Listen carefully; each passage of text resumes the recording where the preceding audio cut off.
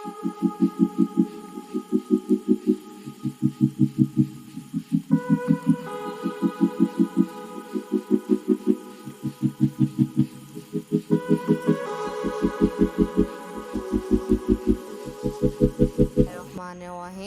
आज मैं आपको दही बड़ों की रेसिपी बताऊंगी। हमने 1 किलो के करीब दही ले लेनी है और उसमें हमने दही बड़ों का जो है मिसाला और जितने भी सुरख मिर्च सब कुछ जो भी मिसाला जाते हैं, हरी मिर्च हमने ऐड कर देनी है और उसमें हमने जो बूंदियाँ रखी हुई थी वो हमने डाल देनी है। ऑनियंस, आलू, टमाटर और चने ऐड कर देने हैं और इसको मिक्स कर देना है। हमारी रेसिपी जो है तैयार है और इसमें थोड़ा सा हमने मिठास के लिए शीरा ऐड कर देना है, तो जिसे मीठी चटनी भी कहते हैं। मेरी रेसिपी अच्छी लगे तो लाइक, कमेंट एंड शेयर लाजमी कीजिएगा and subscribe my YouTube channel hummus kitchen.